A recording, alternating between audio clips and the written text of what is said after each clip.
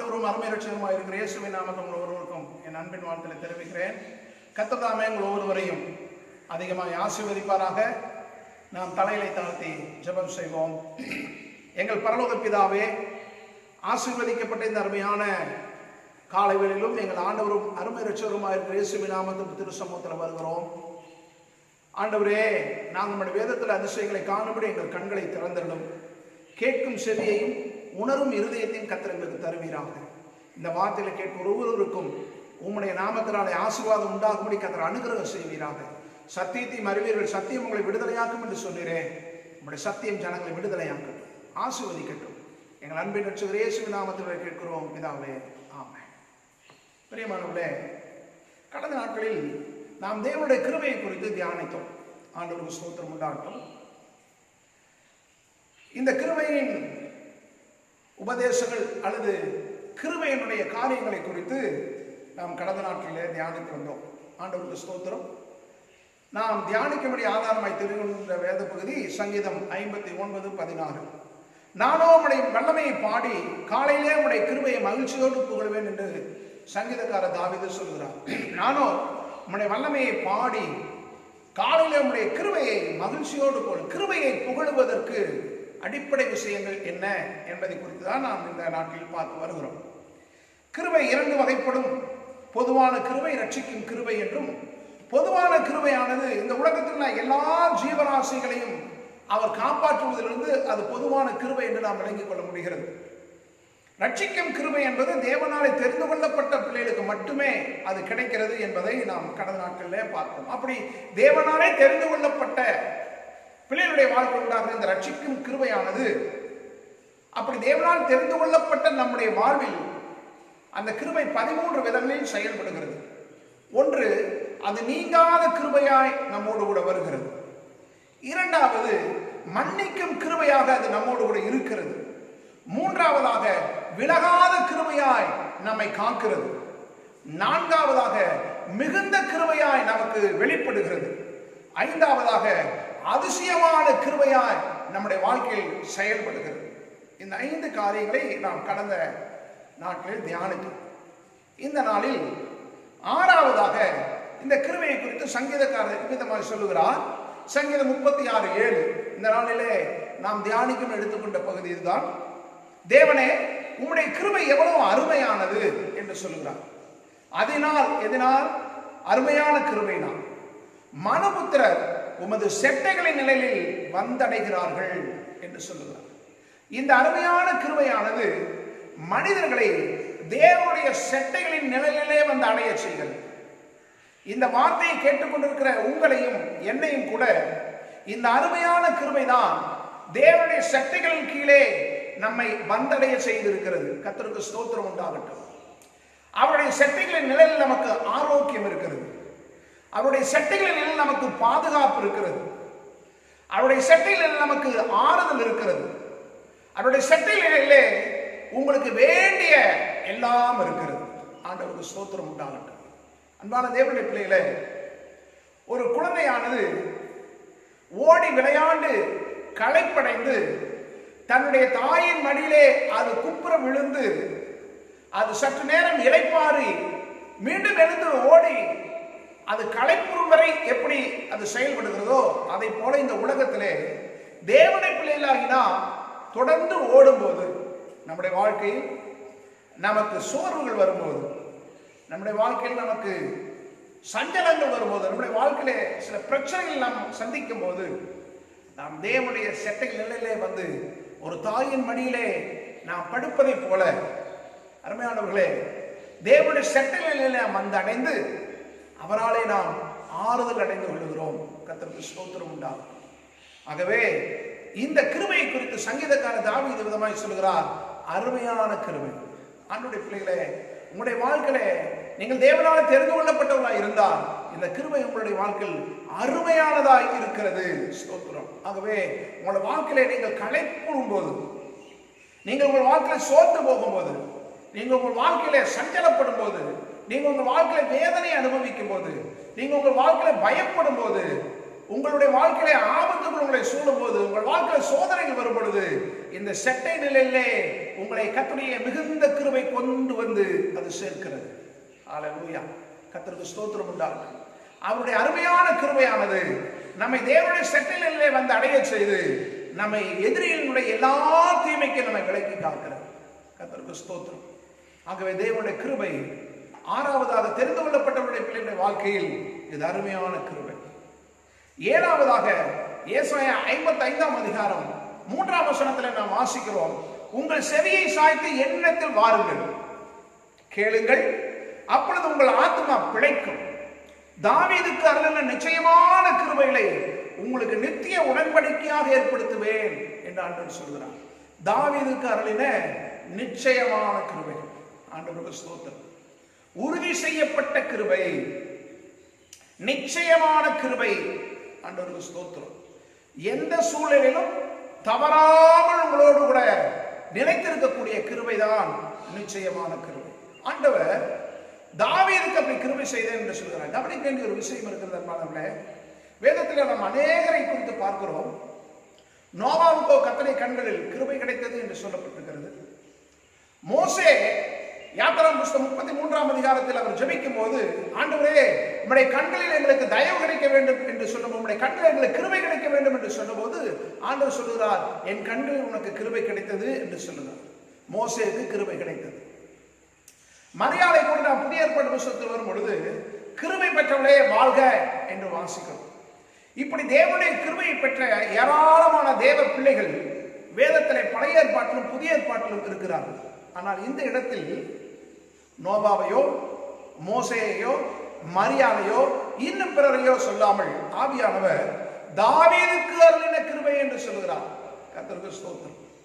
அன்பான தேவனுடைய பிள்ளைகளே, தாவீதுக்கு ஆண்டவர் இந்த நிச்சயமான கிருபைகளை அவருக்கு அருளினார். அந்த கிருபையை ஆண்டவர் சொல்கிறார், உங்களுக்கு நித்திய உடன்படிக்கையாக ஏற்படுத்துவேன். தேவனாலே தெரிந்து கொள்ளப்பட்ட ரட்சிக்கும் கிருபையை பெற்ற உங்களுடைய வாழ்க்கையில் இந்த நிச்சயமான கிருபையினாலே கர்த்தர் உங்களுக்கு ஒரு நித்திய உடன்படிக்கையை ஏற்படுத்துகிறார். இந்த நிச்சயமான கிருபையானது உங்களுடைய வாழ்க்கையில் உங்களோடு கூட முடிந்து போகிற ஒரு விஷயம் அல்ல. ஆண்டவருக்கு ஸ்தோத்திரம். 1000 தலைமுறைகளுக்கு இரக்கம் செய்வேன் என்று சொன்ன ஆண்டவர், கர்த்தருக்கு ஸ்தோத்திரம், தாவீதுடைய சந்ததியில் தாவீதுக்கு பின்பு அவனுடைய பிள்ளைகளுக்கும் இந்த கிருபையானது நிச்சயமான கிருபையாய் செயல்பட்டது. ஆண்டவருக்கு ஸ்தோத்திரம் உண்டாகும். அன்பானவர்களே, தாவீது தன்னுடைய குடும்பத்தில் அற்பமாய் எண்ணப்பட்டவன். தன்னுடைய குடும்பத்தில் அவன் எல்லாராலும் மறக்கப்பட்டவன். தாவீது தன்னுடைய வாழ்க்கையின் அனுபவத்தில் சொல்லுகிற சில வசனங்களை நீங்கள் பார்க்கும் பொழுது தாவீதுடைய சூழ்நிலை எப்படிப்பட்டதாக இருந்தது என்று நீங்கள் பார்க்க முடியும். என் தாயின் பிள்ளைகளுக்கு நான் அந்நியனை போலானேன் என்று சொல்கிறார். செத்தவனை போல எல்லாராலும் மறக்கப்பட்டேன் என்று சொல்லுகிறார். உடைந்த பாத்திரத்தை போலானேன் என்று சொல்லுகிறார். அநேகர் சொல்லும் அவதூறை கேட்டேன் என்று சொல்லுகிறார். கர்த்தருக்கு ஸ்தோத்திரம். கண்ணீரே எனக்கு உணவாயிற்று என்று சொல்லுகிறார். நான் உபவாசித்து அழுததினாலே என் குடல்கள் கரிந்து போயிற்று என்று சொல்லுகிறார். என் கண்கள் குழி விழுந்தது என்று சொல்லுகிறார். ஒடுங்கி போனேன் என்று சொல்லுகிறார். மெலிந்து போனேன் என்று சொல்லுகிறார். அருமையான தேவ பிள்ளைகளே, எவ்வளவோ பாடுகளையும் துன்பங்களையும் எதிரிகளினாலே ஆபத்துகளையும் அவன் சந்தித்தாலும் எல்லாவற்றிலும் இருந்து தாவீதை இந்த நிச்சயமான கிருபை பாதுகாத்தது. ஆண்டவருக்கு ஸ்தோத்திரம். தாவீது தேவனுடைய இந்த நிச்சயமான கிருபையை பற்றி கொண்டான். ஆகவேதான் தாவீது சொல்கிறான், ஜீவனை பார்க்கணும் கிருபை அருமையானது என்று சொல்கிறார். இந்த நிச்சயமான கிருபை நம்முடைய ஜீவனை காட்டிலும் அருமையானது. அன்பானவர்களே, தாவீதுக்கு ஆண்டவர் இந்த நிச்சயமான கிருபையை தந்தான். தாவீதை அவனுடைய குடும்பம் புறக்கணித்தது அல்லது அவனுடைய குடும்பம் அவனை மறந்தது. பாருங்கள், அவனுடைய குடும்பம் அவனை உதாசீனப்படுத்தி தான் வைத்திருந்தது. எப்படி என்று நீங்கள் கேட்கலாம். ஆண்டவர் சாமுவேல் இடத்துல பேசுகிறார், நீ போய் ஈசாயின் வீட்டிலே நான் காண்பிக்கிற ஒருவனை நீர் ராஜாவாக அபிஷேகம் பண்ணு என்று சொல்லி அனுப்புகிறார். சாமுவேல் தீர்க்கதரிசி ஈசாயின் வீட்டுக்கு வருகிறார். அவர் ஊருக்குள் வரும் பொழுதே ஜனங்கள் எல்லாருக்கும் திகைப்பு. சாமுவேல் தீர்க்கதரிசி சொல்லுகிறார், நல்ல செய்தி தான். ஒரு தீர்க்கதரிசி ஒரு கிராமத்துக்குள்ள பட்டணத்துக்குள்ள வரும்பொழுது அந்த நாட்களில் ஜனங்களுக்கு ஒரு விதமான பயம் உண்டாகும். என்ன சொல்ல போகிறாரோ. சாமுவேல் சொல்லுகிறார், நல்ல செய்தி தான். ஈசாயின் வீட்டுக்கு வருகிறார். ஈசாயே, பலி விருந்தை ஆயத்தப்படுத்து. பாருங்கள், அங்கே ஒரு பலி விருந்து ஒரு வீட்டில் நடக்கிறது. இப்பொழுது ஈசாயும் அவருடைய பிள்ளைகளும் சாமுவேல் தீர்க்கதரிசியும் இருக்கிறார். சாமுவேல் தீர்க்கதரிசி அந்த கொம்பு தைலத்திலே தைலத்தை ஊற்றி கொண்டு வந்து ஒவ்வொரு பிள்ளைகள் மேல் ஊற்ற போகும்பொழுது கர்த்தர் இவன் அல்ல, இவன் அல்ல, இவன் அல்ல, இவனை புறக்கணித்தேன் என்று ஒவ்வொருவராய் ஆண்டவர் புறக்கணிக்கிறார். இப்பொழுது சாமுவேல் தீர்க்கதரிசி ஈசாயை பார்த்து கேட்கிறார், ஈசாயே, உனக்கு பிள்ளைகள் விழவுதானா? பாருங்கள், ஆண்டவர் ஸ்தோத்திரம். தீர்க்கதரிசியானவன் எவ்வளவு தெளிவுள்ள ஒரு மனிதனாக இருக்கிறார் என்பதை நாம் இங்கே கண்டுபிடிக்க வேண்டும். இன்றைக்கு ஒருவேளை இப்பொழுது நாம் பார்க்கிற காலம் தீர்க்கதரிசியில் ஒருவேளை அனுப்பி இருந்தால் அங்கே 6 பிள்ளைகள் இருக்கிறார்கள். 5 பேரை புறக்கணித்து விட்டது. மீதி இருக்கும் ஒருவன் என்று வைத்துக் கொண்டால் இவனை தவிர ஆளில்லை என்று சொல்லி அவனை முன்னே நிறுத்தி தலையில எண்ணெயை ஊற்றி ஜெபித்து முடித்து விடுவோம். ஆனால் சாமுவேல் தீர்க்கதரிசி அதை செய்யவில்லை. ஆண்டவருக்கு மகிமை உண்டாகட்டும். உன் பிள்ளைகள் இவ்வளவுதானா? ஈசாய் சொல்கிறான், இன்னும் ஒருவன் இருக்கிறான், அவன் ஆடுகளை வனாந்தரத்தில் மேய்த்துக் கொண்டிருக்கிறான். கவனிங்கள், ஒரு வீட்டில் விருந்து நடக்கும் பொழுது, நம்முடைய வீட்டில் விருந்து நடக்கும் பொழுது நம்முடைய வீட்டு விருந்தில் நம்முடைய பிள்ளைகளை நாம் புறக்கணித்து செய்வோமா? நம்முடைய பிள்ளைகளை என்றைக்காவது நாம் புறக்கணிப்போமா? ஆனால் ஈசாய் பாருங்கள், அவன் வீட்டில் பலி விருந்து நடக்கிறது. ஆனால் அங்கே தாவீதை அவன் புறக்கணித்திருந்தான். அவன் வனாந்தரத்திலே ஆடுகளை வைத்துக் கொண்டிருந்தான். இப்பொழுது சாமுவேல் தீர்க்கதரிசி சொல்லுகிறார், சீக்கிரமா போ, அவனை அழைத்துக் கொண்டு வா. அவன் வரும்பொழுதே கர்த்தர் சொல்லுகிறார், இவன் தான் அபிஷேகம் பண்ணு.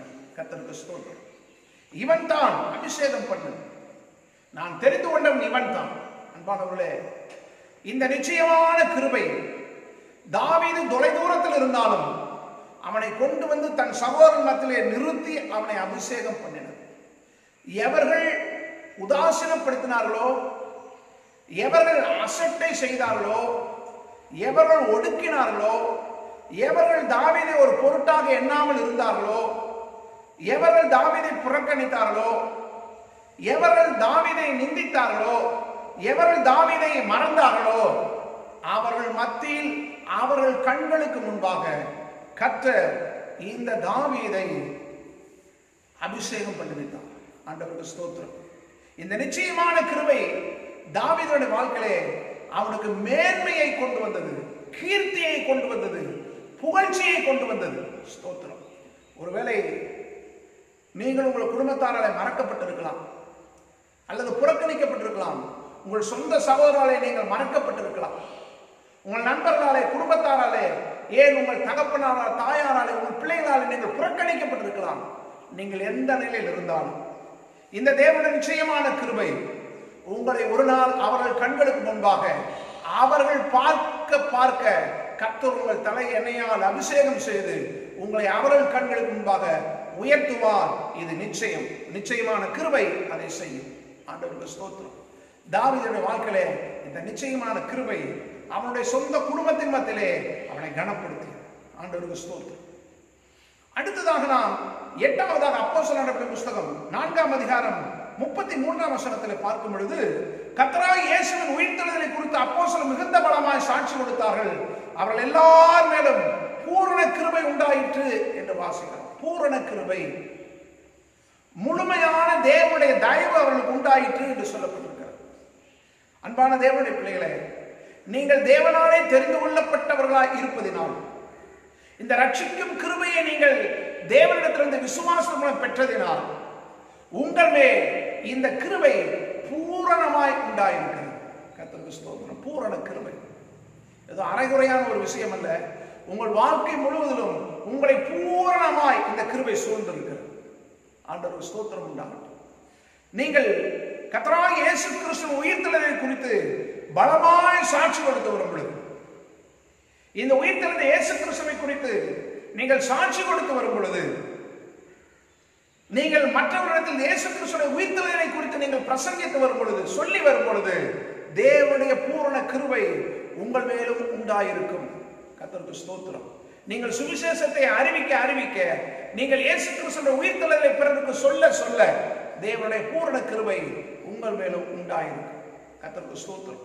ஒன்பதாவதாக அப்போஸ்தலனாகிய பவுல் 1 கொரிந்தியர் 15:10 சொல்லும் பொழுது, ஆகிலும் நான் இருக்கிறது தேவ கிருபையினாலே இருக்கிறேன் என்று சொல்கிறார். நான் இருப்பது தேவ கிருபை. அவர் எனக்கு அருளிய கிருபை விருதாவா இருக்கவில்லை. தேவன் எனக்கு அளித்த கிருபை அது எனக்குள்ளே சும்மா இருக்கவில்லை என்று சொல்கிறார். அவர் எல்லாரும் நான் அதிகமாய் பிரயாசப்பட்டேன், ஆகிலும் நான் அல்ல, என்னுடனே இருக்கிற தேவ கிருபையே அப்படி செய்தது. பிரயாசப்பட வைக்கிற தேவ கிருபை. கர்த்தருக்கு ஸ்தோத்திரம். அன்பானவர்களே, இந்த கிருபை உங்களுடைய வாழ்க்கையில் இருக்குமே ஆனால் உங்களை அது சும்மா இருக்க விடாது. இந்த லாக்டவுன் பீரியட்ல ஒருவேளை நீங்கள் வேலைக்கு செல்லாமல் இருக்கும் பொழுது, நீங்கள் வீட்டிலே வேலை இல்லாமல் இருக்கிற சூழ்நிலையில், ஒருவேளை நீங்கள் அரசு ஊழியராக இருக்கலாம், அல்லது நீங்கள் தனியார் துறையில வேலை செய்கிறவர்களாக இருக்கலாம், அல்லது நீங்கள் ஒரு கூலி வேலை செய்கிறவர்களாக இருக்கலாம். இந்த காலகட்டங்களில் நீங்கள் வேலை இல்லாத இந்த சூழ்நிலையில உங்களுக்கு அறிமுகமான உங்களுடைய நண்பர்கள், உங்களுக்கு அறிமுகமான உங்களுடைய அண்டை வீட்டார், அல்லது உங்களுடைய நண்பர்கள், அல்லது உங்களுடைய உறவுகள், அல்லது உங்களை பார்த்து பழகினவர்கள், உங்களோட நட்பு கொண்டாடுகிறவர்கள், இவர்களுக்கு நீங்கள் தேவனுடைய சுவிசேஷத்தை அறிவிக்கலாமே. இந்த கிருபை உங்களை சும்மா இருக்க விடாது. இந்த கிருபை யாராகிலும் ஒருவருக்கு போய் சுவிசேஷத்தை அறிவி என்று அது உங்களை பிரயாசப்பட தூண்டிக் கொண்டே இருக்கும். ஆண்டவருக்கு ஸ்தோத்திரம். இயேசுவுக்காக இந்த உள்ளம் எரிந்து கொண்டே இருக்கும். இயேசுவிற்காக அது தொடர்ந்து ஓடிக்கொண்டே இருக்கும். இயேசுவுக்காக அதை ஏதாவது ஒன்று செய்து கொண்டே இருக்கும். ஆண்டவருக்கு ஸ்தோத்திரம் உண்டாகட்டும். அன்பான தேவ பிள்ளைகளே, இந்த பிரயாசப்படும் கிருபையை அப்போஸ்தலனாகிய பவுல் பெற்றிருந்தார். ஆகவேதான் அவர்கள் எல்லாரையும் பார்க்கலும் நான் அதிகமாய் பிரயாசப்பட்டேன் என்று சொன்னார். கர்த்தருக்கு ஸ்தோத்திரம். இந்த கிருபை உங்களுக்கு இருக்குமையானால் இது சோர்ந்து போகாது, இது சோரமார்க்கமாய் போகாது, இது ஓய்ந்து இருக்காது, இது அமைதியா இருக்காது. அவர்கள் செய்யட்டும், நான் ஏன் செய்ய வேண்டும், அது அவருடைய வேலை தானே, நான் ஏன் செய்ய வேண்டும், அவர்கள் செய்தால் செய்யட்டும், செய்யாவிட்டால் போகட்டும், எனக்கு கொடுத்த வேலையை நான் செய்து விட்டேன் அவ்வளவுதான் என்று அது சோர்ந்து போகாது, அது போட்டி போடாது, அது தனக்கு எல்லையை விரித்துக் கொள்ளாது. எல்லையை அமைத்துக் கொள்ளாமல் இந்த கிருபை இன்னும் இன்னும் இன்னும் இன்னும் இன்னும் என்று சொல்லி தேவனுக்காக ஓட செய்து கொண்டே இருக்கும். கர்த்தருக்கு ஸ்தோத்திரம். அவர் எல்லாரையும் பார்க்கணும் நான் அதிகமாய் பிரயாசப்பட்டேன் என்று பவுல் அப்போஸ்தலன் சொல்லுகிறார். அன்பான தேவ பிள்ளைகளே, இந்த பிரயாசப்படும் கிருபையை கர்த்தர் உங்கள் ஒவ்வொருவருக்கும் கட்டளையிடுவாராக. தேவனுக்காக நீங்கள் ஓடிக்கொண்டே இருக்க வேண்டும். ஆண்டவருக்கு ஸ்தோத்திரம். ஒரு கவிஞன் சொல்லுகிறான், நீ குளமா இருக்காதே, நதியாயிரு, அப்பொழுதுதான் நீ ஓடிக்கொண்டே இருப்பாய். நீ பூவாயிராதே, உதிர்ந்து விடுவாய். நீ செடியாயிரு, அப்பொழுதுதான் நீ மலர்ந்து கொண்டே இருப்பாய் என்று சொல்லுகிறார். அன்பான தேவ பிள்ளைகளே, நான் இந்த கவிதையை உங்களுக்கு இந்த வசனத்துக்கு ஒப்பிட்டு சொல்லுகிறேன். நீங்கள் தேவனுடைய பிரயாசப்படும் கிருபையை நீங்கள் அடைந்து பவுலை போல நீங்கள் தொடர்ந்து இயேசுவிற்காக ஏதாவது ஒன்றை செய்து கொண்டே இருக்க வேண்டும். பவுலை குறித்து சொன்னார்கள், அந்த வாயாடி என்ன சொல்லுகிறார்? பவுலின் வாய் இயேசுவுக்காக ஆடிக்கொண்டே இருந்தது.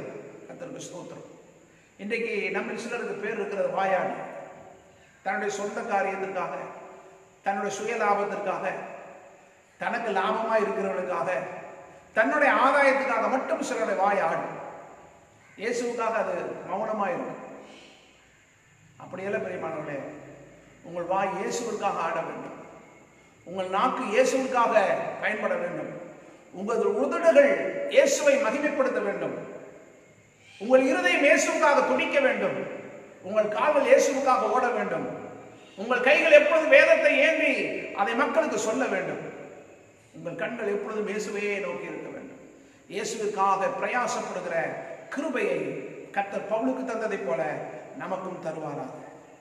அடுத்ததாக 10வது கிருபை தெரிந்து கொள்ளப்பட்டவருடைய வாழ்க்கையிலே நாம் வாசிக்கிறோம்.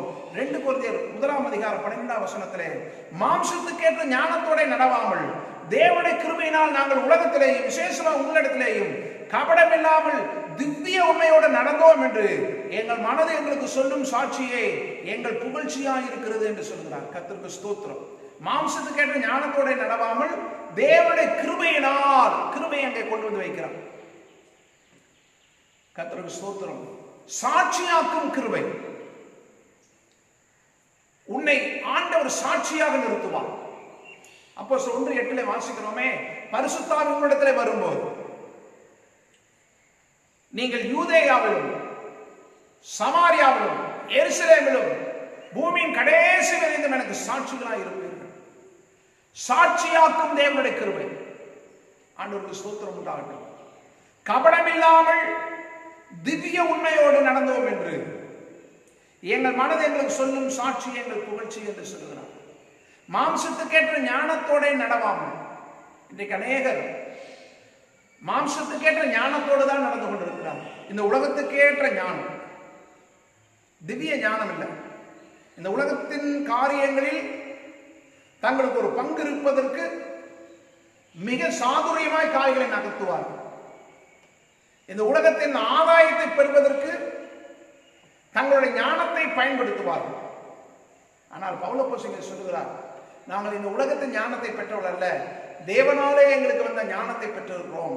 நாங்கள் இந்த உலகத்தின் ஆவியை பெறவில்லை, தேவனிடத்திற்கு வந்த பரிசுத்தாவியை பெற்றிருக்கிறோம் என்று சொல்கிறார். அப்படிப்பட்ட பவுல் இங்கே சொல்லுகிறார், நாங்கள் திவ்ய உண்மையுடனே நடந்தோம்.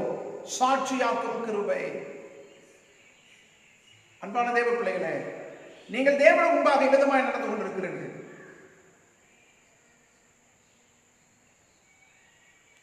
நீங்கள் நாவினாலும் வசனத்தினாலும் அல்ல, உண்மையினால் அன்பு கூற வேண்டும். நீங்கள் உண்மையினால் அன்பு கூறுகிறீர்களா? சத்தியத்தை அறிந்திருக்கிறோம் என்று சொல்லியும் அதன்படி நீங்கள் நடக்காவிட்டால் நீங்கள் பொய்யர் என்று வேதம் சொல்லுகிறது. ஒருவனுக்கு உலகத்தில் திரளான ஐஸ்வர்யம் இருந்தும் அது செய்ய வேண்டியவர்கள் செய்யாமல் போனால் அது பாவம் என்று வேதம் சொல்லுகிறது. ஆண்டவருக்கு ஸ்தோத்திரம். தேவனை அறிந்திருக்கிறேன் என்று சொல்லியும் நீங்கள் நன்மை செய்யாமல் இருந்தால் அது பாவம் என்றும் நீங்கள் பொய்யர் என்றும் தேவனை அறியாதவர் என்றும் வேதம் சொல்கிறது. கர்த்தருக்கு ஸ்தோத்திரம் உண்டாகட்டும். அன்பான தேவ பிள்ளைகளே, நீங்கள் உங்கள் மனசாட்சிக்கு விரோதமாய் நடக்காமல், உங்கள் மனசாட்சி உங்களை குறித்து சாட்சி சொல்லுகிறதா? யோவான் அப்போஸ்தலன் சொல்லுகிறார், என் இருதயமே என்னை குற்றவாளியாக தீர்க்குமேயானால் தேவன் என் இருதயத்திலும் பெரியவராய் இருக்கிறாரே என்று சொல்கிறார். உங்கள் இருதயம் உங்களை குற்றவாளியாக தீர்க்கக்கூடாது. கர்த்தருக்கு ஸ்தோத்திரம் உண்டாகட்டும். நீங்கள் இந்த விஷயத்தில் தேவனுக்கு முன்பாக யதார்த்தவாதியாய், தேவனுக்கு முன்பாக உங்கள் சாட்சியை நீங்கள் காத்துக்கொள்ள வேண்டும். மனுஷர்கள் புகழ வேண்டும் என்றோ, மனுஷர்களுக்கு முன்பாக பெயர் பிரஸ்தாபம் அடைய வேண்டும் என்றோ, மனுஷர்கள் உங்களை உச்சியிலே வைத்து கொண்டாட வேண்டும் என்றோ, மனுஷர்கள் உங்களை புகழ வேண்டும் என்றோ, மனுஷருடைய பார்வைக்கு முன்பாக நீங்கள் செய்தால் வேதம் சொல்லுகிறது நீங்கள் அடைந்தாயிற்று. கர்த்தருக்கு ஸ்தோத்திரம். அந்தரங்கத்திலே பார்க்கிற பிதாவுக்கு முன்பாக நீங்கள் சாட்சியில் ஒரு வாழ்க்கை வாழ வேண்டும். உங்கள் இருதயம் உங்களை குற்றவாளியாய் தீர்க்கக்கூடாது. கர்த்தருக்கு ஸ்தோத்திரம். உங்கள் இருதயம் உங்களை குற்றவாளியாய் தீர்க்கக்கூடாது. இவருக்கு உதவி செய்தால் இவரால் எனக்கு என்ன ஆதாயம் கிடைக்கும், இவருக்கு உதவி செய்தால் இவராலே நான் என்ன பலனை பெறுவேன், இவருக்கு உதவி செய்வதனாலே எனக்கு இந்த ஆதாயம் இருக்கிறது, ஆகவே அவருக்காக நான் அதை செய்வேன் என்பதல்ல. அது கிறிஸ்துவின் அன்பல்ல. அது உங்களை நீங்கள் ஏமாற்றிக் கொண்டிருக்கிறீர்கள். ஒரு மனிதனால உங்களுக்கு எந்த பயனும் இல்லாமல் இருக்கும் பொழுது அவனுக்கு நீங்கள் உதவி செய்ய வேண்டும். இயலாதவருக்கு உதவி செய்ய வேண்டும், இல்லாதவருக்கு உதவி செய்ய வேண்டும், முடியாதவருக்கு உதவி செய்ய வேண்டும். கர்த்தருக்கு ஸ்தோத்திரம். இங்கே நாம் வாசிக்கிறோம் சாட்சியாக்கும் கிருபை. இந்த வார்த்தையை கேட்டுக்கொண்டு அன்பான தேவ பிள்ளைகளே, நீங்கள் உங்கள் மனசாட்சிக்கு விரோதமாய் நடக்காமல், உங்கள் இருதயம் உங்களை குறித்து குற்றவாளியாய் தீர்க்காமல், உங்கள் மனசாட்சி உங்களை குறித்து புகழும்படியாய், உங்கள் மனசாட்சி உங்களை கடிந்து கொள்ளாதபடிக்கு அது சந்தோஷப்படும்படியாய் நீங்கள் பிரயாசப்படுவீர்களானால் அதுதான் சாட்சியாக்கும் கிருபை.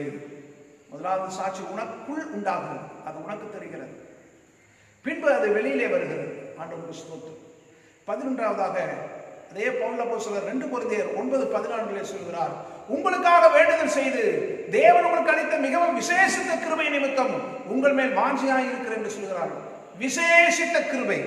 தேவ பிள்ளைகளே பாருங்கள், தேவன் நம்ம ஒவ்வொருவருக்கும் விசேஷித்த கிருபையை கொடுத்திருக்கிறார். கர்த்தருக்கு ஸ்தோத்திரம் உண்டாகட்டும். உங்களுக்காக வேண்டுதல் செய்து தேவன் உங்களுக்கு அளித்த மிக விசேஷ கிருபை நிமித்தம் உங்கள் மேல் வாஞ்சையா இருக்கிறேன். நீங்கள் விசேஷித்த கிருபையை பெற்றவர்களாக இருந்தால் உங்கள் மேல் பரிசுத்தவான்களுடைய வாஞ்சை பெருகும். கர்த்தருக்கு ஸ்தோத்திரம் உண்டாகட்டும். நீங்கள் தேவனிடத்தில் விசேஷ கிருபை இந்த நாட்டிலே பெற்றுக்கொள்ள வேண்டும். ஆண்டவருக்கு ஸ்தோத்திரம் உண்டாகட்டும். 12வது நாம் வாசிக்கிறோம், எபிரேயர் 4:16 சொல்லப்பட்டிருக்கிறது, ஆதலால் நாம் இரக்கத்தை பெறவும் ஏற்ற சமயத்தில் சகாயம் செய்யும் கிருபை அடையவும் தைரியமாய் கிருபாசனத்தண்டில் சேரக்கிறவோம் என்று சொல்லுகிறார். சகாயம் செய்யும் கிருபை. அன்பான தேவ பிள்ளைகளே, தெரிந்து கொள்ளப்பட்ட பிள்ளைகளுடைய வாழ்க்கையில் இந்த ரட்சிக்கும் கிருபையானது அவருடைய வாழ்க்கையில் அவர்களுக்கு ஒவ்வொரு விதங்களிலும் அவளுக்கு அது சகாயம் செய்து கொண்டே இருக்கிறது. மனிதர் கண்களில் சகாயம் கிடைக்க செய்கிறது, சூழ்நிலைகளில் சகாயம் கிடைக்க செய்கிறது, மனுஷனுடைய கண்களை தயவு உண்டாக்குகிறது. சமயத்தில் நான் ஒரு புத்தகத்தை படித்தேன். அதில் அன்பான ஒரு ஊழியர் இப்படியா எழுதியிருந்தார். அமெரிக்க தேசத்துக்கு செல்வதற்காக விசாவுக்காக அவர் அப்ளை பண்ணியிருந்தார். அவரை கூப்பிட்டு விசாரிக்கக்கூடிய நாட்கள் வந்தது. இவருக்கு அவ்வளவு சரியான ஆங்கில அறிவு பற்றாது. ஆனால் அவரே சொல்லுகிறார் அதை. ஆனால் அவரை விசாரிப்பதற்கு இவர் தன்னோடு உதவிக்கு ஒருவரை அழைத்து செல்கிறார். ஆங்கில புலமை பெற்ற ஒருவர் அழைத்து செல்கிறார். இவருக்கு முன்னே அநேகர் இருந்தார்கள். அவர் ஒவ்வொரு ரிஜெக்ட் செய்து கொண்டே இருக்கிறார்கள். மிகவும் கடினமாக இந்த அதிகாரி பேசினாராம். ஆனால் இவரை பார்க்கும் பொழுது மிகவும் அன்பாய் அமர வைத்து பேசி, இவருக்கு தெரிந்த ஆங்கிலத்தில் பேசி அவருக்கு 10 ஆண்டுகள் அமெரிக்காவிலே தங்குவதற்கு விசாவை கொடுத்தார்கள். ஆண்டவருக்கு ஸ்தோத்திரம். பாருங்கள், அதிகாரியுடைய கண்களை தயவை உண்டாக்கினார். எப்படி நெகேமியாவுக்கு ராஜாவின் கண்களை தயவை உண்டாக்கினாரோ, எஸ்ராவுக்கு தயவை உண்டாக்கினாரோ, எஸ்ஸருக்கு தயவை உண்டாக்கினாரோ, அப்படியே இந்த சகாயம் செய்யும் கிருபை உங்கள் மேல் தங்கி இருக்கும் பொழுது உங்களுக்கு முன்பாக இருக்கிற உயர்ந்த அதிகாரியின் கண்களில், உங்களுக்கு மேலான மனிதர்கள் கண்களில், உங்களுக்கு உயர்ந்தவருடைய கண்களில், நீங்கள் யாரிடத்தில் செல்கிற அவருடைய கண்களில் உங்களுக்கு இந்த கிருபையானது தயவை உண்டாக்குகிறது, சகாயம் கிடைக்கும்படி செய்கிறது. கர்த்தருக்கு ஸ்தோத்திரம். நீங்கள் தெரிந்து கொள்ளப்பட்ட தேவ பிள்ளைகளாக இருப்பதனாலே நீங்கள் தேவனை நோக்கி இந்த விஷயங்களுக்காக ஜெபிக்க வேண்டும். நெகேமியா தேவனை நோக்கி ஜெபித்த பின்பு ராஜாவிடத்தில் பேசினார்.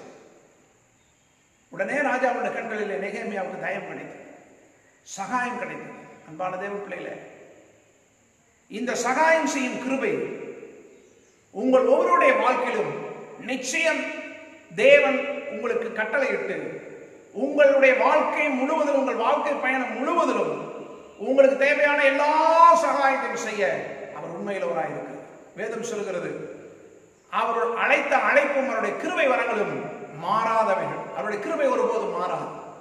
13வதாக 1 பேதுரு 5:12 பேதுரு அப்போஸ்தலன் சொல்கிறார், உங்களுக்கு புத்தி சொல்லும்படிக்கும் நீங்கள் நிலை கொண்டு நிற்கிற கிருபை தேவனுடைய மெய்யான கிருபைதான் என்று சாட்சியிடும்படிக்கும் நான் சுருக்கமாக உங்களுக்கு எழுதி எனக்கு தோன்றுகிறபடி உண்மையிலே சகோதரனாகிய சில்வானுவின் கையில் கொடுத்து அனுப்பி இருக்கிறேன் என்று சொல்கிறார். நிலை கொண்டிருக்கிற மெய்யான கிருபை. ஆண்டவருடைய பிள்ளைகளே, இயேசுவின் இரத்தத்தால் மீட்கப்பட்ட அருமையான தேவ ஜனங்களே, உங்களுடைய வாழ்க்கையிலே இந்த கிருபை உங்கள் ஆயுசு நாட்கள் முழுவதிலும் உங்கள் மேல் நிலை கொண்டிருக்கும். இது உங்களை விட்டு விலகாம். இந்த கிருபை உங்களுக்கு சகாயம் செய்யும். இந்த கிருபை உங்களுடைய வாழ்க்கையில விசேஷித்த காரியங்களை செய்யும். இந்த கிருபை உங்களை சாட்சியாக நிறுத்தும். இந்த கிருபை உங்களை தேவனுக்காக பிரயாசப்பட வைக்கும். இந்த கிருபை உங்களை பூரணமாய் தங்கி இருக்கும். இந்த கிருபை உங்கள் மேல் நிச்சயமாய் இருக்கும். இந்த கிருபை உங்களுக்கு அருமையானதாக வெளிப்படும். ஆண்டவருக்கு ஸ்தோத்திரம் உண்டாகட்டும். ஆகவே தெரிந்து கொள்ளப்பட்ட தேவனுடைய பிள்ளைகளை, உங்களுடைய வாழ்க்கையில இந்த கிருபையானது இப்படி 13 விதங்களில் செயல்படுகிறதா இருக்கிறபடினாலே நீங்களும் எப்பொழுதும் இந்த கிருபையை மகிழ்ச்சியோடே புகழ்ந்து தேவனை துதிக்க வேண்டும். தகுதி இல்லாத மனிதனுக்கு தேவன் காட்டுகிற இரக்கமே, அவருடைய தயவே கிருபை எனப்படும். ஆகவே ஆண்டவர் தகுதி இல்லாத நமக்கு நம்முடைய வாழ்க்கையில தம்முடைய அருமையான இந்த கிருபைகளை அழகாக தருகிறார். நீங்காத கிருபையாய், மன்னிக்கும் கிருபையாய், விலகாத கிருபையாய், மிகுந்த கிருபையாய், அதிசயமான கிருபையாய், அருமையான கிருபையாய், நிச்சயமான கிருபையாய், பூரண கிருபையாய், பிரயாசப்படும் கிருபையாய், சாட்சியாக்கும் கிருபையாய், விசேஷத்து கிருபையாய், சகாயம் செய்யும் கிருபையாய், எல்லாவற்றுக்கும் மேலாக நிலை கொண்டிருக்கிற மெய்யான கிருபையாய் உங்கள் வாழ்க்கை பயணம் முழுவதிலும் இந்த கிருபை தொடரும். கர்த்தர் தாமே உங்களை ஆசீர்வதிப்பாராக. நாம் தலையிலே தாழ்த்தி ஜெபம் செய்வோம். எங்கள் பரலோக பிதாவே, கேட்ட உம்முடைய கிருபையில வசனங்களுக்காக நன்றி செலுத்துகிறோம். எங்களிலே நிலை கொண்டிருக்கிற மெய்யான தேவ கிருபைக்காக நாங்கள் ஸ்தோத்திரிக்கிறோம். இந்த கிருபையிலே நாங்கள் வளரவும் பெருகவும், கிருபை எங்களிலே நிலை கொண்டிருக்கவும் எங்களுக்கு அனுகிரகம் செய்ய வேண்டும் என்று ஜெபிக்கிறோம். அநேக ஸ்தோத்திரத்தினாலே கிருபை பெருகும் என்று எழுதப்பட்டிருக்கிறதே. இந்த கிருபை இந்த வார்த்தையை கேட்கிற ஒவ்வொருடைய வாழ்க்கையிலும் பெருகும்படியாய் நான் ஸ்தோத்திரிக்கிறேன். ஆண்டவரே, இந்த வசனத்தை கேட்கிற, இந்த காணொளி காட்சி மூலமாய் ஆண்டவரே இந்த வார்த்தையை கேட்கிற பார்க்கிற ஒவ்வொருடைய வாழ்க்கையுடைய கிருபை பெருகுவதாக அதற்காக ஸ்தோத்திரம் ஆண்டவரே, ஸ்தோத்திரம் ஆண்டவரே, ஸ்தோத்திரம் ஆண்டவரே. இவர்களுக்கு நீர் சகாயம் செய்யும். மனிதர் கண்களை தயவை உண்டாக்கும். இவர்களுக்கு விசேஷ கிருபையை கட்டளிடும். நீங்காத கிருபை வாழ்க்கை முழுவதும் இருக்கட்டும். மாறாத கிருபை இவரோடு இருக்கட்டும். நிச்சயமான கிருபை இவருடைய தலையை உயர்த்தட்டும் என்று நான் ஜெபிக்கிறேன். நம்முடைய கிருபையில வார்த்தைக்கு ஒப்பு கொடுத்து இயேசு கிறிஸ்து மூலமாக வேண்டுகிறோம். ஜெபம் கேளும் நல்ல பிதாவே. ஆமென், ஆமென். God bless you. கர்த்தர் உங்களை ஒவ்வொருவரையும் ஆசீர்வதிப்பார். தொடர்ந்து ஜெபத்தில் இணைந்திருங்கள். கர்த்தர் பெரிய காரியங்களை செய்வார். ஆமென்.